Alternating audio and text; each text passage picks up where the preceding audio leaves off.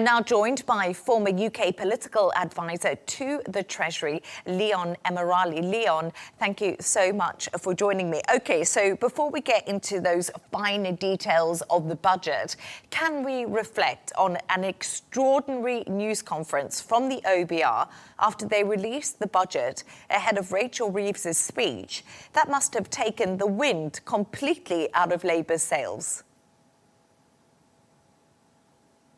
Remarkable, Leigh-Ann, indeed. I think for this to happen, for the budget to be foreshadowed really by this leak is something that will have been of great frustration to the Chancellor, to Rachel Reeves, to the Labour Party. You know, normally these figures are released after the budget. It is for the Chancellor to announce the budget at the dispatch box to much fanfare. And I think really this was indicative of a fairly chaotic build-up to this budget. We had various leaks about potential measures that might or might not happen, various U-turns before the policies had even been announced. And I think really it sums up an atmosphere of a bit of chaos, a bit of a lack of a plan, which certainly the opposition parties in the UK will be keen to exploit.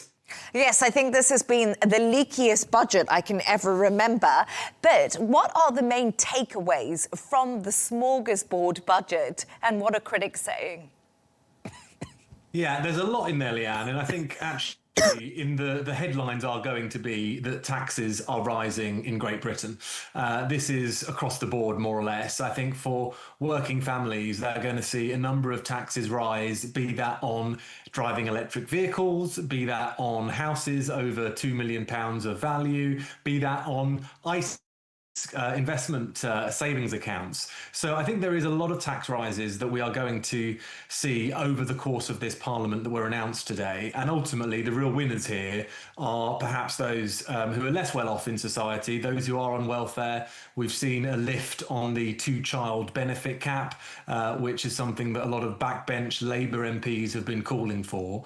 But I think overall, there was very little room for optimism about the UK's economic growth over the coming next few years. I think it's a difficult budget for a lot of people. A lot of households will be looking at this and questioning whether or not they're going to be better off or worse off as a result of this. And I think for most people, they may well feel a little bit like being pinched. Excuse me, I do have a little cough. I do apologise, Leon, but let's carry on, because £26 billion in tax rises in the budget.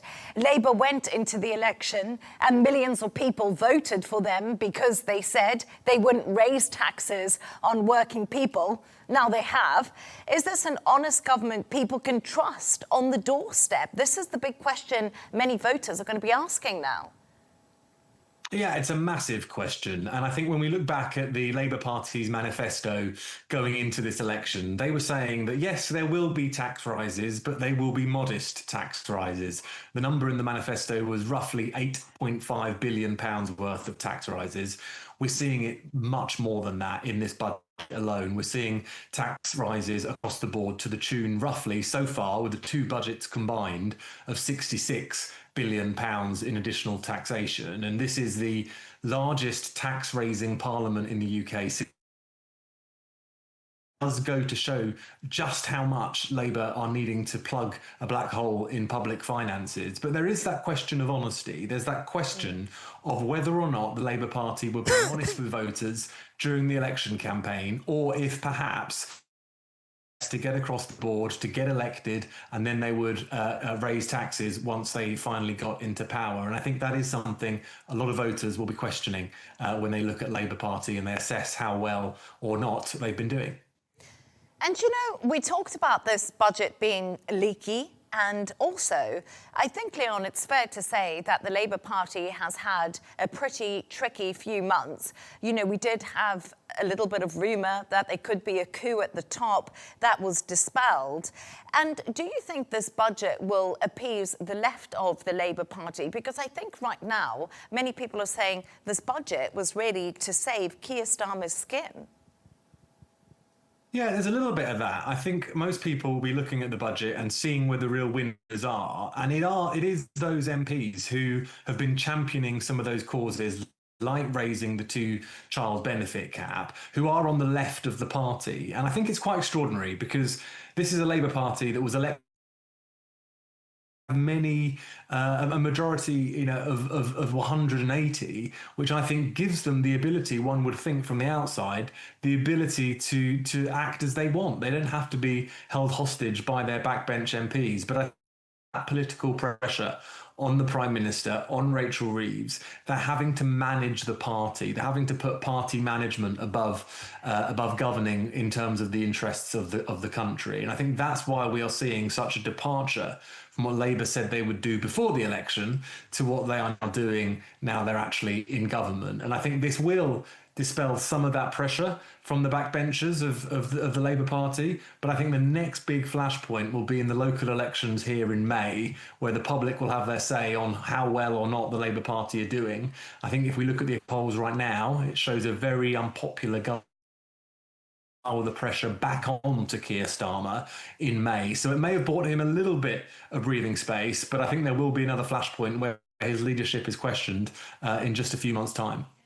I always think that 24 hours is a long time in politics, Leon, but we'll wait to see what happens in May. Thank you so much for joining us. And I do apologise about my cough. Leon Emirali, once again, great to have you on the show. Now, for more on this, I'm joined from London by Economist Laurie Laird. Laurie, great to have you on the show today. I was just having a conversation previously. Hello. And I just wanted to ask you, the British Chancellor, Rachel Reeves, has delivered her long-awaited, much-leaked budget. And my big question is, can you tax your way to growth? Because this has been a high tax budget. Without a doubt. And it follows a year on or a year and a bit on from another even higher tax budget. And answer to your question, a definitive maybe. Maybe you can tax your way to higher growth. It depends where those taxes are going to be spent. So if those taxes go into investment, things to make an economy more productive, that can be better factories so that people can produce more. It can be housing that's near where people want to live. It can be better infrastructure so people don't spend all that much time on trains and more time at work. Those sorts of investments, if they are funded out of the tax purse, can be a route to growth. However, this is not what we saw today. It's not what we saw a year ago. Most of the tax is going to expanding the welfare system. One of the particular elements that your previous guest mentioned was an end to a cap on child benefits. Previously, it had been capped at 2 children. The Labour Party hated that. The voters tend to like it. But the Labour government promised to reverse that, and they have done that. Now, that's not to say that that's not a social good. A lot of studies have shown that curbing that child benefit had an adverse effect on child poverty. If children do better down the line, they may become more productive, but it's certainly not going to happen in this government's lifetime. So that kind of investment is probably not going to make an economy richer or more productive. Equally, pensions will be upgraded. This is not new. This is not out of this budget. This is longstanding policy. Pensions for older people will be upgraded by a number that is higher than inflation. Most governments want to keep pensioners happy. They actually turn out at polling booths. But the tax money goes into supporting those pensions. This is not going to make the economy richer or more productive or add any growth. So it really depends on what this tax cake is going to be spent on. It's really interesting because a lot of people are also saying that this is sort of backloaded tax. So you're not going to see any of it for many years to come. But there's also been... Absolutely, it's a very good point. Yeah, so it's backloaded, so you might see some short sort of relief, but then in the years to come, then your taxes do come. But Laurie, there has been a lot of talk about bonds ahead of this budget. Have we seen any market reaction after Rachel Reeves delivered her speech? The reaction doesn't actually look that bad. You remember, I always think of Liz Truss's mini budget, and maybe that shouldn't be a marker in the sand, but this seems relatively calm. Well, I do think that that Liz Truss incident is something that Rachel Reeves, even though Liz Truss was from a different party, something that Rachel Reeves will have in the back of their mind. Liz Truss, and announcing a tax cuts that were unfunded. She lasted in office 7 weeks because of that, because her announcement caused a bond market run. Everybody will remember that. It's become a joke in the U.S. as well. People worldwide speak of Liz Truss moments, and Rachel Reeves will have been well aware of that when she was preparing her budget. Gilt yields moved really erratically today after that leak that you mentioned from the OBR, the Office for Budget Responsibility. Bond yields really rose a lot. It was interesting, about 6 to 7 basis points across the curve, across the range of maturities. That's a pretty big move. But we've ended today quite a bit lower, particularly at the long end. 30-year gilts are, which is the longest way that a government will borrow, they're down 8 basis points on the day. Surprises me a little bit. That may be because the Debt Management Office has come out and said, look, we have to raise more money through gilts, but we're going to concentrate that in shorter yields rather than longer yields. So that may be why the 30-year gilt has done so well. But in general, gilt yields are down. But let me give you a caveat here.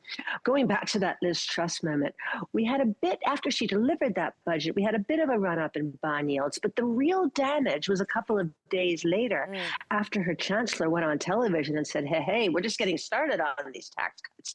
That's when the run on gilts really happened. And this happened last year to Rachel Reeves when she delivered her budget last year, which raised taxes even more.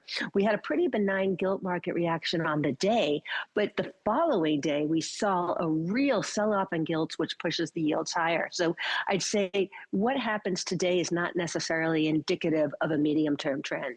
And we must remember Kwasi Kwarteng was her chancellor at the time. I do remember that very day we saw that run on the gilts.